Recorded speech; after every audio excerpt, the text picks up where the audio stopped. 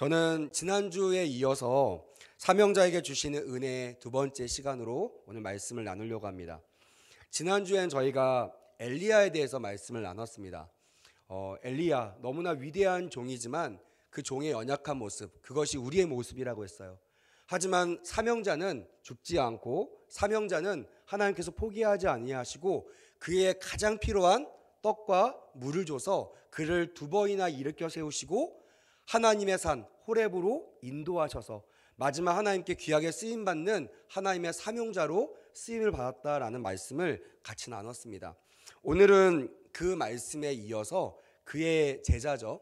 그가 가고 그의 모든 그 권한 또한 그의 모든 영적인 권위를 물려받은 엘리사에 대한 이야기들을 통해서 정말 사명자에게 주시는 은혜가 어떤 은혜인가, 또한 우리가 이 은혜를 입은 자로서 이 세상에서 어떻게 살아가는지를 한번 말씀을 통해서 상고해 보려고 합니다. 오늘 본문이 포함된 열왕기, 그러니까 지난주 설교했던 열왕기 상과 열왕기 하는 구분으로 보면, 성경의 구분을 보면 역사서입니다. 근데 제가 신학교 때 배우기로 이렇게 우리가 역사서로 포함되어 있고 말하고 있지만 히브리 성경에는 사실은 이 열왕기 상하를 그냥 역사서로 말하지 아니하고 예언자의 관점으로 설교한 역사다. 그래서 전기 예언서로 분류하는 것들을 배웠습니다. 물론 그것이 크게 중요하진 않겠지만 제가 오늘 말씀을 드리려고 하면서 이 얘기를 꺼냈던 이유는 하나님께서 오늘 말씀을 통하여 그냥 열왕의 이야기들, 그냥 우리가 국사 시간에 배웠던 조선의 이야기, 조선의 왕들의 이야기, 그냥 그런 이야기, 팩트에 입각한 이야기들이 주된 내용이 아니라 그것을 바라보고 있는 예언자적 관점, 다시 말하면 그 일들이 왜 일어났는지를 사실보다 의미를 중점으로 이 성경을 써 내려갔다라는 것을 제가 여러분들에게 먼저 알려드리기 위해서 이 이야기를 먼저 시작했습니다. 즉 이 모든 이야기들은요, 그냥 역사적인 이야기를 통해서 우리가 교훈을 얻는 것도 있지만 왜 하나님께서 이 역사를 주셨는지, 그것을 하나님의 사람, 즉 사명자인 예언자적인 관점으로 바라보고 해석하는 것이 지금 이 시대에 이 말씀이 우리에게 적용되고 은혜가 된다는 사실이에요. 그래서 그냥 사실로만 역사책 공부하듯이 공부하시면 안 되고요, 정말 이것을 예언자적인 관점에서 그 시대의 엘리야나 엘리사가 어떤 관점으로 이것을 해석하고 이것을 적용했는지를 우리가 좀 묵상할 때 지금 이 시대에 하나님께서 원하시는 사명자의 삶을 살아낼 줄을 믿습니다. 특별히 오늘 본문이 열왕기 하는요, 주전 9세기, 그러니까 북이스라엘의 아합 왕이 죽은 시점부터 여호와 왕, 그러니까 열왕기하 25장에 기록된 여호야김 왕의 바벨론 포로 귀환 그 사건까지, 그러니까 역사적으로 보면 약 한 290년도 안에 일어난 이야기들을 기록하고 있습니다. 그 이야기들의 주된 내용은 이게 그냥 역사적인 게 아니라 하나님께서 왜 이런 일들을 우리에게 보여주셨는지를 우리가 묵상할 때 하나님께서 자주 쓰는 방식이 있어요. 그거는 두 가지입니다. 하나는 복에 대한 이야기, 하나는 저주에 대한 이야기예요. 그 말은 다시 말하면 어떻게 하면 우리가 복을 받을 수 있고 어떻게 하면 우리가 저주의 길을 갈 수밖에 없는지를 성경의 역사들, 열왕의 이야기를 통해서 하나님께서 말씀하고자 하는 것이에요. 다시 말하면 열왕의 히스토리를 우리가 알기 위해서 이 말씀을 읽을 필요는 없고요, 하나님께서 이 이야기를 통해서 어떤 삶을 살면 하나님께 복을 받는 삶을 살고 어떤 삶을 살면 하나님께 버림받는 저주의 삶을 사는지를 이 말씀을 통하여 우리가 캐치한다면 하나님께서 주시고자 하던 은혜를 충분히 받을 수 있을 것입니다. 물론 이 모든 거는요, 역사적인 사건에 기점을 합니다. 왜냐하면 사실이니까. 그 말은 지금도 여전히 이 계약과 이 상황이, 이 약속이 유효하다는 거고요. 여러분들이 오늘 말씀을 통하여 내가 의의 길을 가기를 원한다, 내가 하나님의 말씀에 순종하는 길을 가기를 원한다라고 작정하신다면 열왕들이 받았던 하나님의 은혜, 또한 엘리야와 엘리사를 통하여 주셨던 예언자적 사명자들에게 주시는 복을 여러분들이 받게 될 줄 믿습니다. 바로 하나님의 계약은요, 두 가지입니다. yes, 순종할 때 축복이 임한다는 거고, no, 내가 거부할 때 저주의 길을 갈 수밖에 없다라는 것이에요. 이것이 예언자적인 세계관이 갖는 의미라는 것입니다. 성경을 볼 때 내가 좋아하는 말씀만 읽으면 안 된 이유가 여기에 있는 것이에요. 하나님은요, 항상 하나님의 길을 위해서 하나님의 사람을 통하여 말씀을 기록하셨습니다. 믿으시면 아멘. 이 말씀은요, 내가 선별해서 읽어야 될 말씀이 아니라 모든 말씀이 나의 인생에서 꼭 필요한 하나님의 말씀이라는 거예요. 어떤 관점에서 내가 어느 길을 선택할 것인가, 내가 하나님을 기쁘시게 하는 삶을 선택할 것인가, 아니면 하나님께 저주받고 하나님께 버림받는 길을 선택할 것인가는 오롯이 다 우리의 결정에 따라간다는 것입니다. 특별히 열왕기 상하는요, 엘리야, 지난주 엘리야, 이번 주 말씀드릴 엘리사의 두 예언자의 관점으로 역사를 기록했어요. 그래서 우리는 특별히 엘리야의 이야기, 엘리사의 이야기에 좀 귀를 기울여야 될 줄 믿습니다. 특별히 하나님은요, 지금도 마찬가지지만요, 하나님의 일하시는 방법은요 동일합니다. 예나 지금이나. 물론 천지를 창조하셨을 때는요, 인간의 도움이 아무도 필요 없어요. 하나님께서 말씀으로 다 완성하셨어요. 하지만 아담과를 창조하시고 나서부터는요, 하나님의 역사의 방법은요 동일합니다. 지금도 동일해요. 따라 하시겠습니까? 하나님의 사람을 통하여 일하신다. 그래서요, 하나님의 관심은요 세상 사람한테 있지 않습니다. 하나님의 관심은 하나님의 사람한테 있어요. 다시 말하면 사명자에게 하나님의 관심이 있다는 사실을 마음판에 새기고 돌아가시는 은혜가 있기를 주님의 이름으로 축복합니다. 그를 연단하기 위하여 때로는 악한 것을 들어서 사용하기도 하시죠.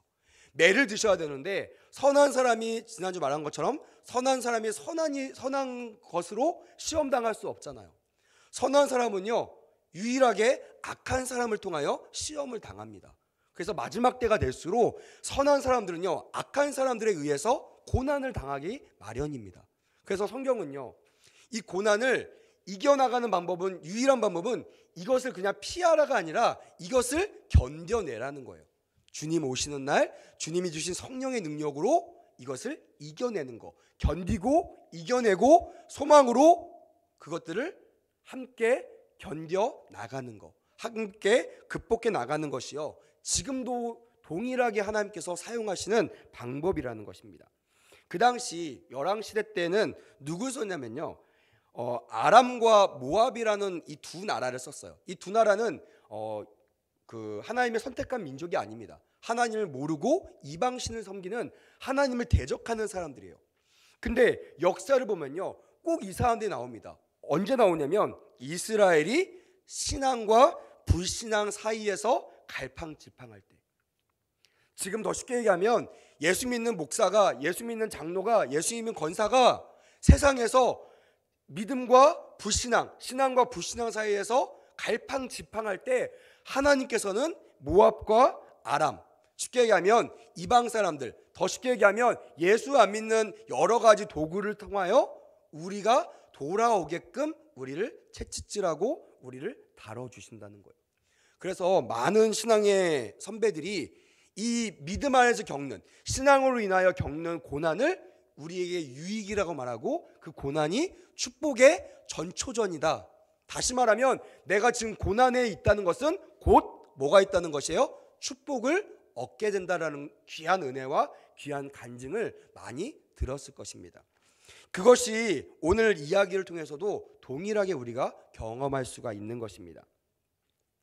특별히 오늘은 아람과 모압 중에 아람이라는 나라가 귀한 도구로 쓰임받습니다. 약재료로 쓰임받는다는 거예요. 오늘 아람을 좀 살펴보면요, 길리앗 라못 국경 지역에 그 북이스라엘과 아람이 서로 경계 지역에서 그 국경 지역을 사이에 두고 계속 접정 지역이에요. 계속 전쟁이 일어나고 침략이 일어나고, 한 번은 북이스라엘이 이기고 한 번은 아람이 이기고, 이런 전쟁이 수시로 일어나는 그런 전쟁 지역이었습니다.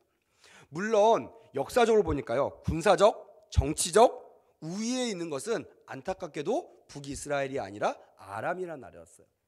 근데 너무나 감사하게 성경에는요, 아람이 싸워서 이긴 사건보다 오늘처럼 하나님께서 하나님의 사람들, 예언자들을 통하여 그 이방 강대국을 이겨나가는 사건들이 종종 소개됩니다. 그것이 우리에게 얼마나 큰 위로가 되는지. 다시 말하면 지금 세상을 향하여 우리가 그냥 맨몸으로 맨정신으로 나가면요, 세상 만만합니까? 만만하지 않죠. 세상 거뜬합니까? 거뜬하게 이길 수 있어요? 밥 먹는 것처럼 쉽게 이길 수 있습니까? 이길 수 없죠. 그게 현실입니다. 하지만 감사하게도요, 우리 주변에는요, 수많은 간증이 나오잖아요. 어려운 가운데 아무것도 없는 내가 하나님을 믿는다는 그 이유만으로 하나님께 나를 들어서 귀하게 승리자의 자리에 앉혀놓으시고, 그리고 그것을 나 혼자만 간증하는 것이 아니라 만나는 사람에게 간증을 통하여 오늘의 이런 은혜를 지금도 동일하게 경험한다는 사실입니다. 할렐루야. 이것이 우리에게 얼마나 큰 은혜인지요. 그래서 여러분, 세상을 만만히 봐서는 안 됩니다. 저는 청년들에게 세상을 만만히 보라고 하지 않아요.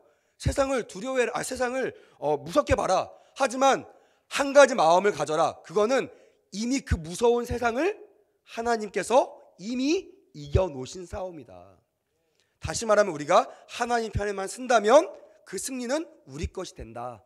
그래서 무섭지만 두려워하지 말고 담대하게 정복하라라고 제가 설교하고 그렇게 권면하고 있습니다. 사랑하는 여러분, 오늘 이 본문도요, 그런 이야기들을 우리에게 하고 있어요.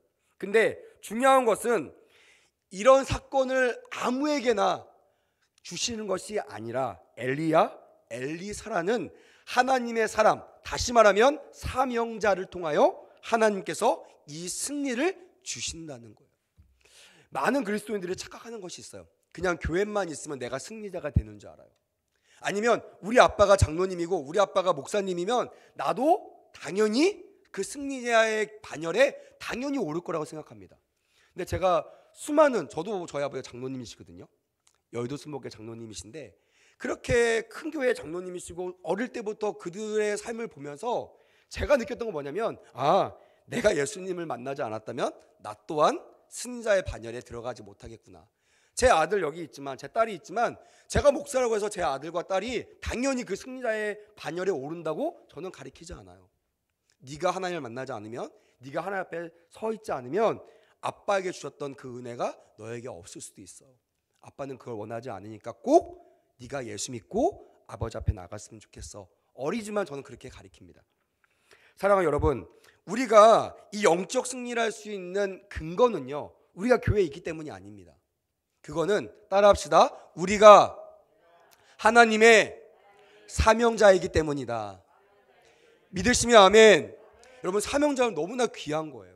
제가 지난주도 장하게 설명했지만 사명자는요, 고난의 길이 아닙니다. 사명자는요, 힘든 길이 아니에요. 나에게 교회에서 사명을 맡기셨다? 그건 여러분 땡 잡은 겁니다. 그건 여러분 정말 이제는 내가 고난과 고난을 넘어서 내가 복의 길, 하나님이 승리의 반열로 나를 끌어당겨 주셨다는 그런 기쁜 소식임을 기억하시길 주님의 이름으로 축복합니다. 아멘. 그래서요, 사명자에게는 이런 귀한 은혜가 있다는 것을 오늘 본문을 통하여 여러분 발견하시는 은혜가 있기를 바랍니다. 특별히 엘리야를 하나님께서 훈련시켰습니다. 지난주 말했듯이 로뎀나무 아래서 죽기를 각오한 그를 버리지 않으시고 도망갔잖아요. 그리고 교회에서 가장 금지하는 게 뭡니까? 자살이잖아요. 스스로 목숨을 끊는 거. 하나님의 그 완벽하신 계획을 내 스스로 불순종하는 거예요. 가장 완벽한 불순종입니다. 그거는요, 명백해요. 사단에 끌려서 아닙니다. 자살의 길은요, 분명히 말하지만 하나님을 저버리는 거예요. 하나님의 기대를 저버리는 거고 하나님의 계획을 불순종하는 겁니다. 그래서 자살하면요 100% 지옥 갑니다. 저는 그렇게 믿어요. 물론 인터넷에서 뭐 여러 가지 말들 꼭 자살한다고 지옥 안 간다라는 말도 있지만 제가 믿는 신앙은 안 그래요. 제가 만난 하나님은 그렇게 말씀하지 않으세요. 그래서 자살을 각오한 이 엘리야를 그냥 내버려두지 아니하시고 그에게 필요한 것들을 공급하셔서 2번이나 그를 일으켜 세워주시고 그가 스스로 40주화를 걸어서 하나님 앞에 나가서 하나님께 마지막까지 쓰임받는 하나님의 사명자로 하나님은 붙들어 주신다는 것이에요. 여러분들 주변에 정말 목숨을 스스로 끊고 싶을 정도로 힘든 분이 계십니까? 그분에게 예수 그리스도를 소개하시기를 주님의 이름으로 축복합니다. 아멘. 그게 여러분들 줄 수 있는 가장 완벽한 해답입니다. 여러분들도요, 매일매일 어떤 문제 때문에 괴로워하는 분이 계십니까? 그 괴로움 속에 이 극단적인 걸 선택하는 것이 아니라 엘리야를 바라보고 하나님께 구하십시오. 하나님, 나에게 꼭 필요한 2개를 주십시오. 물과 떡을 주십시오.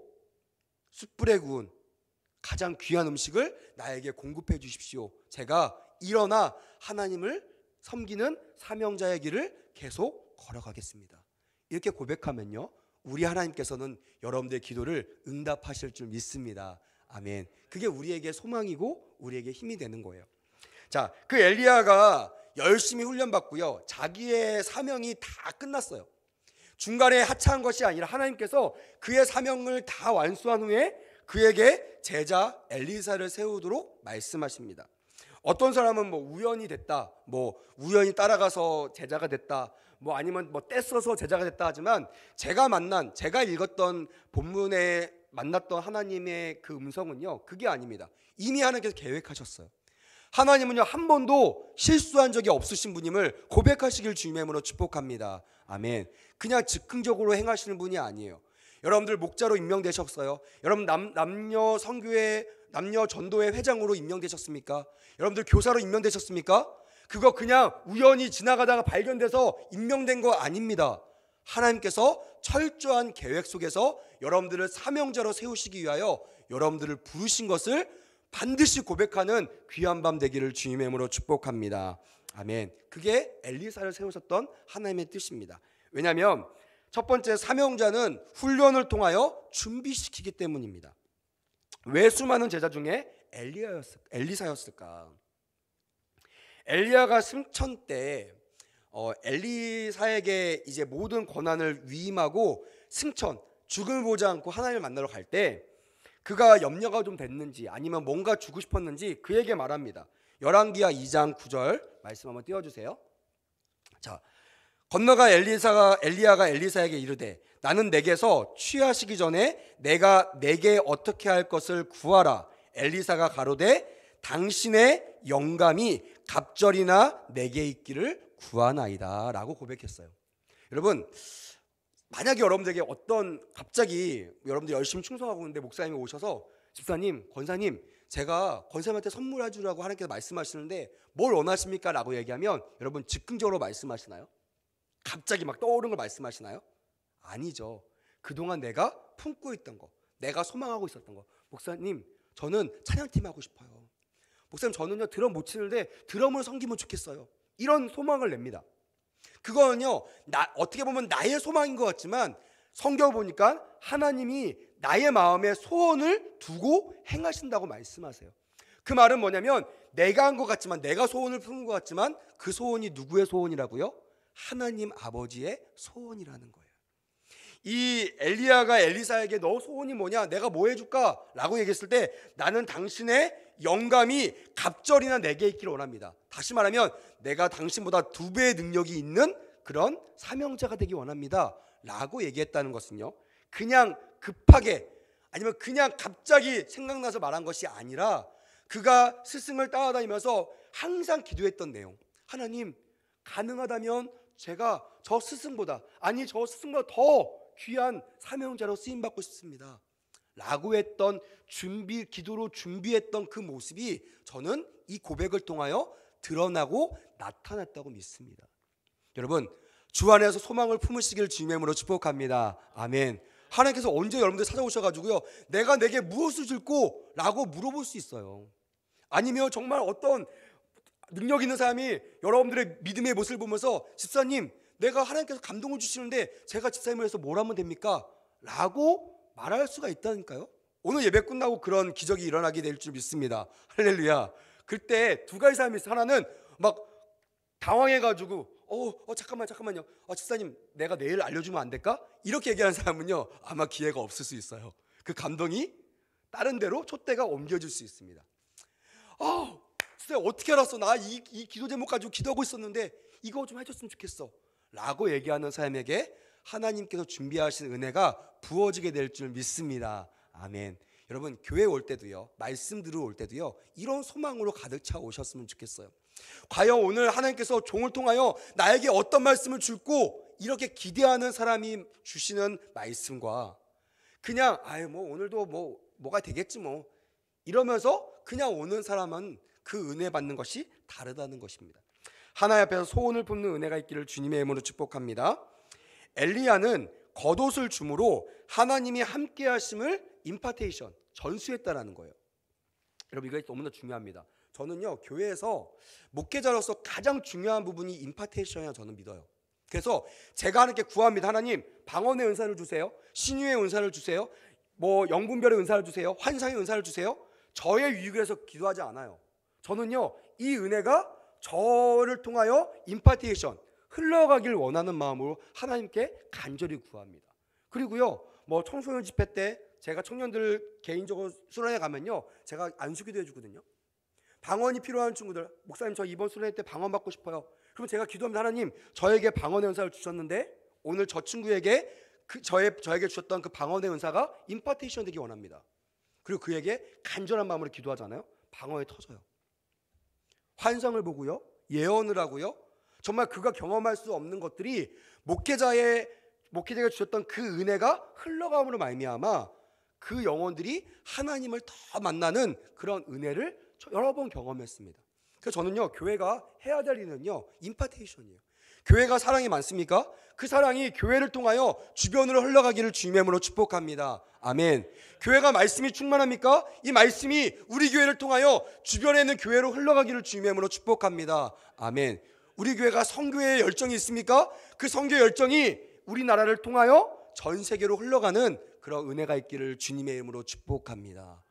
그것이요 교회에게 명하신 하나님의 지상 명령이라는 거예요. 교회는 절대로 우리끼리 잘 먹고 잘 살기를 작정하면요 하나님께 버림받을 수 있어요. 마지막 때에 촛대가 옮겨질 수 있습니다. 하나님은 그런 교회를 기뻐하지 않으시기 때문에 그래요. 그래서 하나님은 엘리야를 귀하게 쓰셨지만 엘리사에게 겉옷을 줌으로 말미암아 이제는 그 하나님의 능력이 너에게 갔다는 것을 그가 알 수 있도록 전수해 준 거예요. 임파테이션 한 겁니다. 엘리야의 갑옷은 모세의 지팡이와 같은 의미가 있습니다. 모세의 지팡이, 겉옷, 그게 뭐가 의미가 있겠습니까? 그게 뭐가 능력이 있겠습니까? 중요한 것은 그게 상징하는 것이 하나님의 임재라는 것이에요. 여러분 교회 똑같은 건물입니다. 우리 집이나 교회나 옆에 아파트나 사실은요 같아요. 그냥 똑같습니다. 근데 왜 교회가 더 귀하게 여겨지고 왜 교회가 오면 더 기도가 잘 되고 왜 교회 오면 하나님을 더 만나는 것 같을까요? 그거 하나님께서 상징하는 바가 있기 때문에 그래요. 내 이름을 둔 곳에 내가 있다는 그 상징적인 의미 때문에 하나님께 나오는 모든 성도들이 교회 안에서 은혜를 받을 수 있는 것입니다. 다시 말하면 여러분들이요 사회에 나가서 교회가 아니고 밖에 나가서 가정에서 또한 학교에서 직장에서 내가 교회라는 것을 믿고 내 안에 주님이 계신다는 것을 믿음으로 말씀을 전하고 기도하고 선포하잖아요. 교회에서 일어났던 모든 사역들이 임파테이션 될 줄 믿습니다. 할렐루야.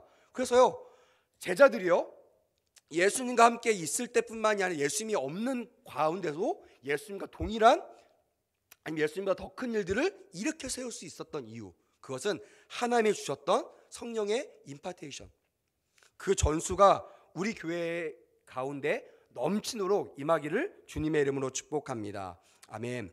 그래서요 하나님께서 이 겉옷을 엘리사에게 줌으로 말미암아 내가 너와 함께한다는 약속을 하셨어요. 두 번째, 사명자에게 주시는 특징이 있습니다. 두 가지 특징이 있는데 하나는 의연함이라는 특징입니다. 저는 이 의연함이라는 단어를 너무나 좋아해요. 의연함, 저는 어떻게 생각했냐면 의연함이 이런 거예요. 여러분들 뭐 성지순례 가보시는 분도 계시겠지만 하나님은 우리의 산성이라는 얘기 하잖아요. 제가 산성 위를 딱 올라갔을 때 어떤 느낌이 들었냐면 야 여기는 아무도 올라올 수가 없겠구나. 그 앞에는요 절벽입니다. 그 강이 흘러요. 내 앞으로는 절대 넘어올 수 없어요. 뒤에 올라오는 길을 막으면요 어느 누구도 하나님이 허락하지 않으시면 어느 누구도 올라올 수 없는 곳, 그것이 산성이에요. 그것이 하나님께서 사명자에게 주시는 은혜라고 저는 믿습니다. 거기 있으면요 마음이 급하지 않아요. 조급하지 않아요. 누가 넘어오면 어떡하지? 나를 괴롭히면 어떡하지? 이런 마음이 없어요. 거기에서는요 오로지 하나님을 바라보고요 하나님이 주시는 은혜 가운데 여유로움이 생깁니다. 4장에 보니까 열왕기하 4장에 보니까 흉년 중에 수넴 여인을 하나님께서 사용하십니다. 그에게 죽을 끓이라고 하세요. 근데 사람들이 가져온 풀 중에 독약이 있었어요. 여러 가지 학설이 있지만 독약. 그래서 사람들이 먹고요 그 죽을 먹고 막 쓰러지기 시작해요. 사람들이 멈춥니다. 이거 먹지 마세요. 아무래도 독이 있는 것 같습니다. 흉년입니다. 먹을 것이 많을 때가 아니에요. 먹고 죽어도 시원찮을 판에 그것을 끊는다는 건 쉽지 않아요. 하지만 사람들은 그것을 던져버려요. 그것을 먹지 않아요. 그 말은 그만큼 흉년 가운데서도 먹지 못할 만큼 심각한 오염이 되어 있다는 뜻입니다. 근데 이런 것을 보고했을 거예요 엘리사에게. 이제 엘리사는 물어볼 사람이 없어요. 자기가 그걸 해야 됩니다. 이제 내가 예언자고 내가 선지자니까. 근데 하나님께서 그에게 뭐라고 하셨는지 모르겠지만 그의 태도가 이상해요. 만약에 우리 교회에서 예배를 드리다가 한 명이 막 실신하고 막 거품 물잖아요. 그럼 사람들 달려갈 거 아니에요. 누가 달려갈까요? 담임 목사님한테. 목사님 어떻게 할까요? 근데 목사님이요 쳐다도 안 보고 기도만 하시는 거예요. 하나님 살려주세요. 하나님께 도와주실 것입니다. 그냥 잠잠히 하세요. 이런 말 하면요 아마 많은 분들이 시험 드시겠죠. 목사님은 왜 저러셔? 그렇겠죠. 이런 거와 똑같아요. 지금 그 자기가 시켜서 끓인 그 죽을 먹고 많은 사람들이 죽고 기절하고 있는 상태에서 이 엘리사는 의연한 태도를 보여요. 그러면서 갑자기 뜬금없이 가루 하나를 솥에 던집니다. 이게 4장에 나와요. 4장에 솥에 던져요. 그리고 그 솥에 있는 것을 나눠줘요. 솥에 그 가루를 던지고 그 가루로 끓인 모든 그 음식을 사람 나눠주는데 성경에 보니까 100명이 먹고 남게 되는 그런 사건들로 기적으로 우리에게 소개되고 있습니다. 어떻게 이런 상황 속에서 이렇게 의연한 태도를 가질 수 있을까? 그 정답이요 열왕기 4장 43절에 기록되어 있습니다. 한번 띄워주실래요? 이렇게 기록되어 있어요. 그 사환이 가로되 어찜이니까 이것을 200명에게 베풀었으이까 하나 엘리사는 또 가로되 무리에게 주어 먹게 하라. 이게 중요합니다. 여호와의 말씀이 무리가 먹고 남으리라 하셨느니라 라고 되어 있어요. 눈치채셨나요? 왜 이렇게 의연했는지? 이미 하나님께 말씀하셨어요. 걱정하지 마. 네가 그것을 내 말씀에 순종하면 100명 아닌 1000명이라도 먹고 남은 기적을 내가 너를 통하여 이루어 줄 거야. 여러분 이게요 하나님의 말씀을 듣는 사명자와 그 말씀을 듣지 못하는 수많은 무리들의 차이예요. 수많은 무리들은요 눈에 보이는 거 봅니다. 들리는 것만 들려요. 막 죽는 소리 들리고요 배고프다고 하고요 막 불평불만하고 어떻게 하면 좋겠냐고 난리법석 떠는 그 소리가 들려요.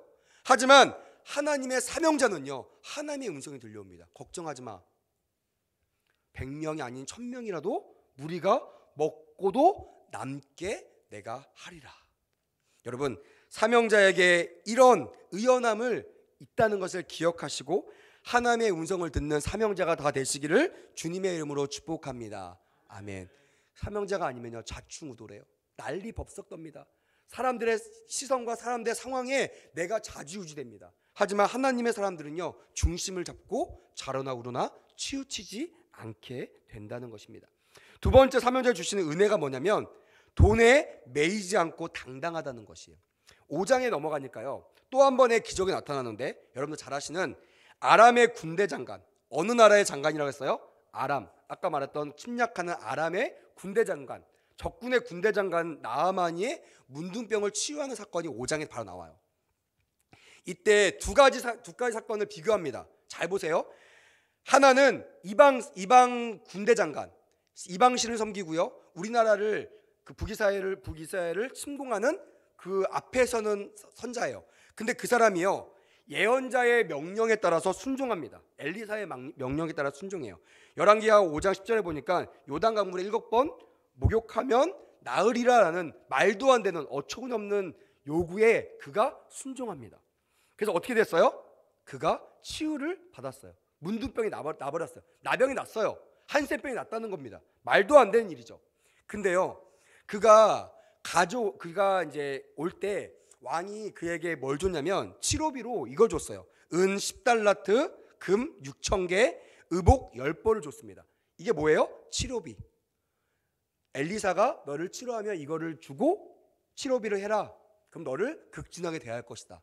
근데요, 엘리사는요, 성경에 보니까 이 치료비에 눈을 돌리지 않아요. 치료비에 관심이 없어요. 쳐다도 안 봅니다.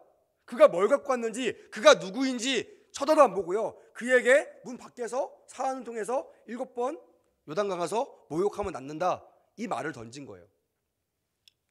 근데 비교되는 사람이 누구냐면 엘리사의 몸종 게하시라는 사람이 있어요. 게하시는 하나님의 사람과 함께하는 사람, 동역하는 사람, 지금 말하면 담임 목사님과 함께하는 교육자들이나 중직들인데, 그들은 하나님께 관심이 있는 것이 아니라 그가 가져온 치료비에 관심이 있는 거예요. 그리고 나중에 이제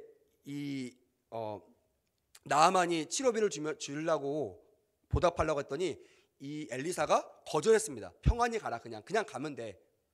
근데 그를 쫓아가서, 주인을 속이고 그를 쫓아가서요, 그에게 얘기합니다. 나에게 은 1달란트와 옷 2벌을 주인이 주라고 했습니다. 2명을 데리고 와서. 이 사람은 제자니까 2명한테 좀 구제품을 달라, 도와주라. 근데 이 친구가 머리 썼죠. 2명이 데리고 왔으면 당연히 은 2달란트와 옷 2벌이어야 되는데 머리를 써가지고요, 은 1달란트와 옷 2벌. 그러니까 가만히 보니까 나아만이 이상하잖아요. 또 약간 양이 안 차요. 이거 어떻게 가르지? 그래서 그냥 요구했던 것보다 1달란트 더 줘요. 그래서 결국에는 은 2달란트와 옷 2벌을 줍니다. 그리고 평안히 갔어요. 막 룰루랄라하고 이제 땡 잡았다. 내가 이제 주인이 몰래 이것을 내가 가지고 갈 수 있겠구나 이러고 왔더니 주인이 보자마자 뭐라고 해요? 너 어디 갔다 왔니? 라고 얘기하는 거예요. 그때 이가 저 아무데도 안 갔다 왔습니다. 저 여기 있었어요. 거짓말하자 그가 어떻게 됐어요? 성경은 그의 손에 문둥병이 걸렸더라라고 되어 있어요. 그러니까 이방 사람은 하나님의 말씀에 순종하여, 주의 말씀에 순종하여 복을 받았는데, 하나님과 함께하는 사람은 하나님 말씀에 불순종하여 하나님께 저주를 받는 아주 극한의 사건들을 짧은 구절에 그대로 보여주고 있다라는 것이에요. 왜 보여줬을까요? 바로 예언자적 관점으로 우리에게 말씀해주고 싶은 거예요. 교회 안이 안전지대가 아니라는 거예요. 내가 목사님과 친해, 이게 안전지대가 아니라는 거예요. 내가 장로님 아들이야, 내가 목사님 아들이야, 이게 나를 안전지대로 인도하지 못한다는 거예요. 내가 어디 있냐가 중요한 것이 아니라 내가 누구의 말에 순종하고 있느냐가 중요하다는 것입니다. 여러분, 정말 힘들게 이곳에 오셨어요. 저는 여러분들 너무나 환영하고 너무나 여러분들 축복합니다. 근데요, 제 마음 가운데 하나의 소원이 더 있어요. 하나님, 이왕 이 자리에 왔다면 마당만 밟고 돌아가지 말고 하나님 만나고 돌아가게 하여 주시옵소서. 하나님 말씀에 순종하고 하나님께 복을 받고 돌아가는 우리 성도들 되게 하여 주시옵소서. 이게 제가 오늘 말씀을 준비하면서 하나님께 기도했던 내용입니다. 그래서요, 하나님은 이 사명자들을 통하여 하나님의 일들을 이루십니다. 물론 사명자라고 해서요 다 복을 받는 것이 아니에요. 어려움이 있어요. 오늘 본문에 보니까 엘리사를 공격합니다. 아람 왕이. 한동안 아마 뜸했을 거예요. 이 나아만 장군이 치료받고 나서 한동안 전쟁이 없었습니다. 그럴 만도 하잖아요. 우리나라의 아주 귀한 대신을 고쳐줬는데 당장 쳐들어가겠습니까? 안 갔을 거예요. 하지만 시간이 지난 다음에 또 쳐들어옵니다.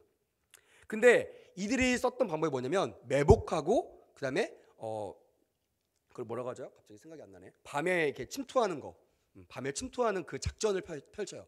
근데 이상하게도 매복을 하면요 이스라엘 백성들이 그 길로 가지 않는 거예요. 밤에 야습을 딱 하면 거기가 비어 있는 거예요.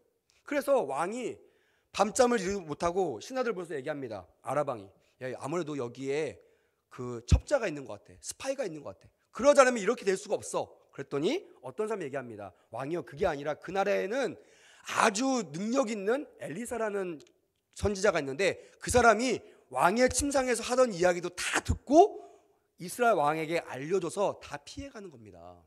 그랬더니요 왕이 기발한 아이디어를 냅니다. 그러면 엘리사만 죽이면 되겠네. 엘리사 지금 어디 있어? 막 정보를 수집해 보니까 도단이라는 곳에 작은 성이 있다라는 거예요. 여러분, 우리 삶에요 도단이 있어요.